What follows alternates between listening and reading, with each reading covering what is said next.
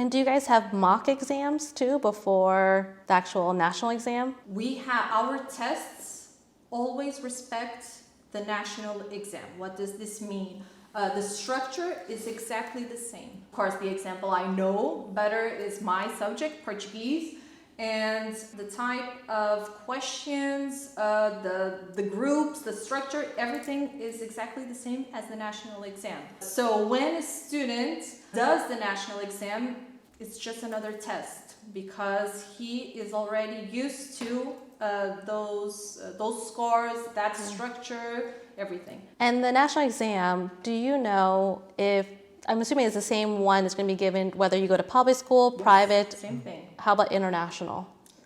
While international has different rules, you can go to a public or private university with the certification of international school. Okay, so they're kind of exempt from the national exam. Yes.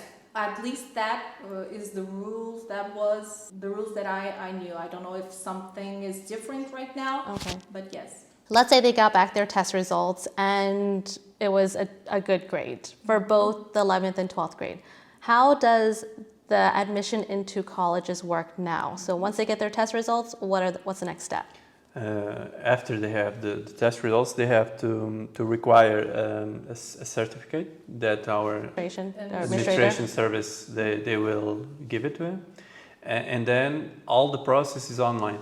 Okay, we have a website from the ministry, and they have to they have to register, and after the registry is complete, they will choose all the faculties, all the 6 ones. For order, okay. My average is 17, so I want first this faculty. If I don't have the average for this one, I have the second, third, and so on. And they have to put all the codes that this form, the administration gives them, and all the process is online. They will know if each faculty they entered online. They will receive an email. And all is processed like this.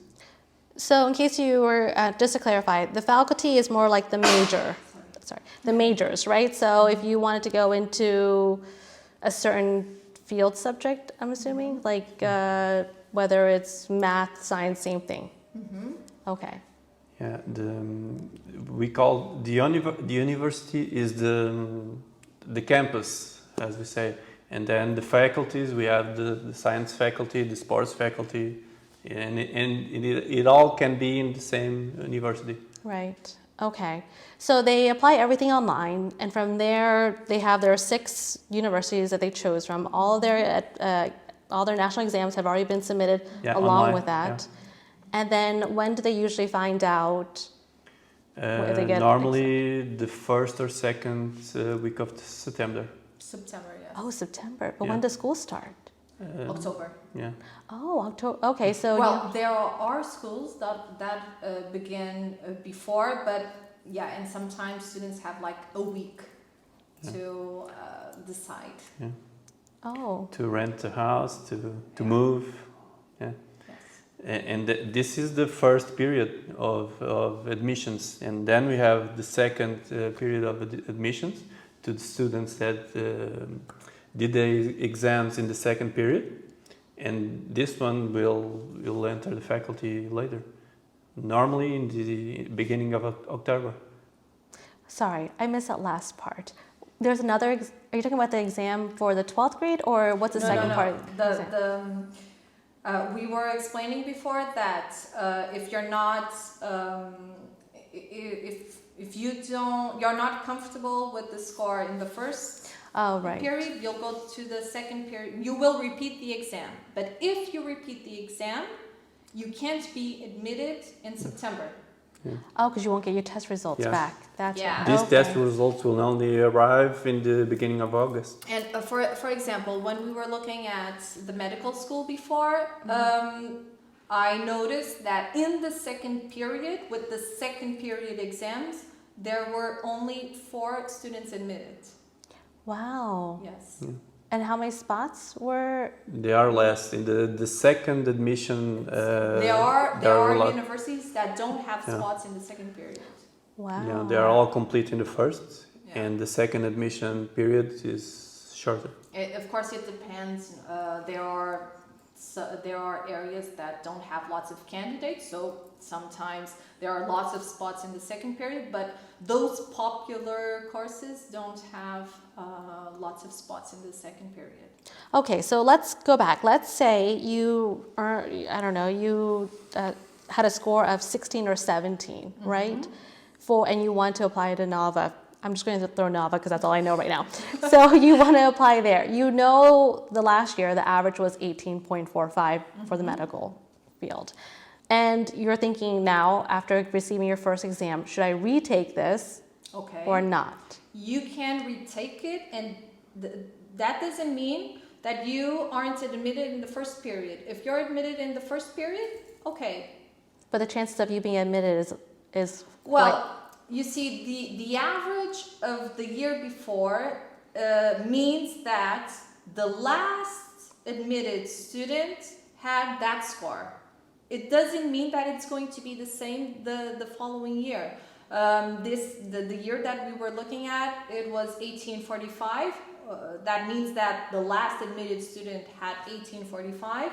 But this year, if imagine that there's a very difficult maths exam, the score is going to be lower for sure.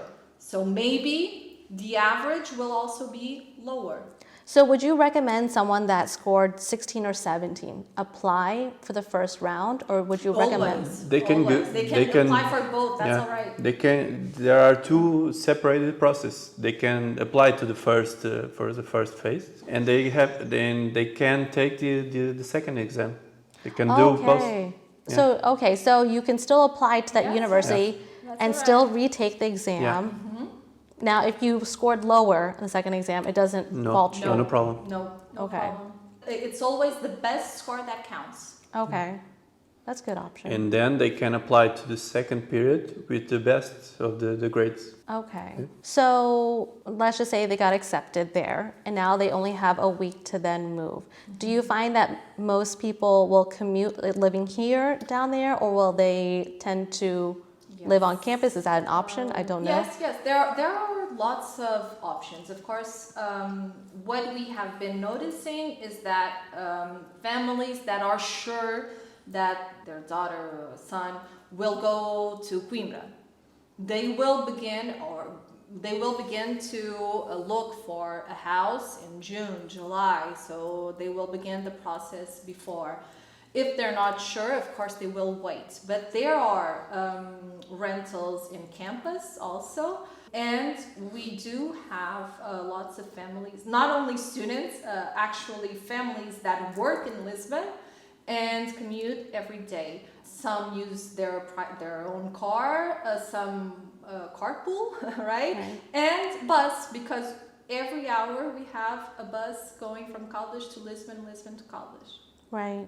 Which is actually very affordable. Yes, it is. Yeah. It is, and we have lots of families doing that. That they choose not to live in Lisbon because of the house and the renting quality is very, very expensive, and also yes, it takes exactly the same time. If you live in Lisbon and go to work by car and also by bus, sometimes, and I had that experience as a student.